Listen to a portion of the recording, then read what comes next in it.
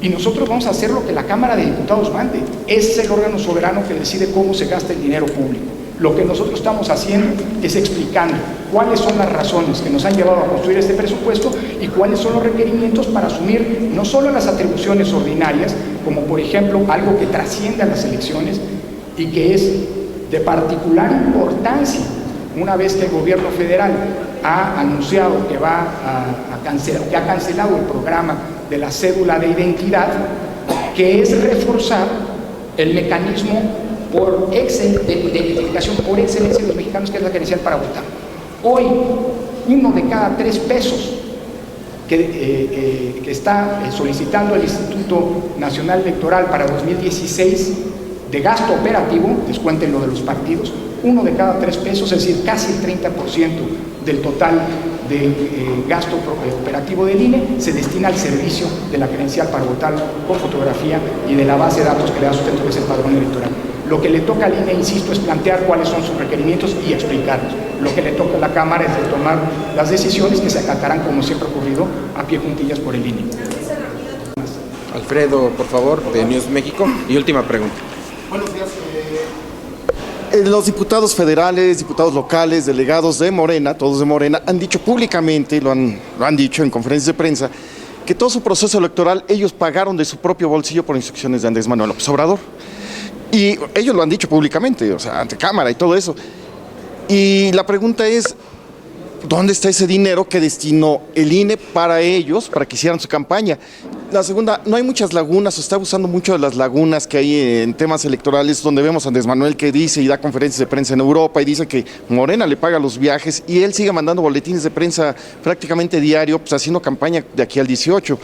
Parece que hay un abuso, o me estoy equivocando, usted desmiéntame. Y en el segundo, pues los candidatos que... La primera es una respuesta muy sencilla. Los partidos políticos nacionales son por ley auditados, son fiscalizados por el Instituto Nacional Electoral. Cuando se detecta alguna irregularidad cometida en el ingreso o en el egreso de sus recursos, el Instituto Nacional Electoral no solamente lo detecta, sino eventualmente lo sanciona si fuera el caso.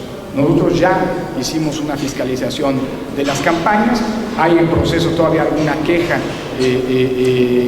que ha sido mandatada para una mayor exhaustividad por el Tribunal Electoral, pero, insisto, eso, la autoridad electoral no entra en las especulaciones y no entra al debate público, y menos en estos temas, sino simple y sencillamente se remite a la auditoría, que es una de su función constitucional. Y ya para concluir de mi parte es, pues muchos políticos que ya no encuentran cabida en los partidos políticos tradicionales están buscando ya ahora sí candidaturas independientes por su lado, ya lo están haciendo abiertamente, ¿no? Aquí incluso pues, tenemos a Margarita Zavala que no descarta esa posibilidad.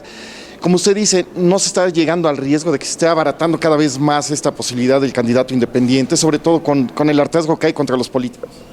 A ver, cuando yo he hablado del abaratamiento de las candidaturas independientes, no estoy refiriéndome a la dimensión política, es decir, creo que es un legítimo derecho de cualquier mexicano aspirar a obtener un cargo de elección popular o aspirar a ser un candidato independiente y obtener eventualmente por esa vía un cargo de elección popular.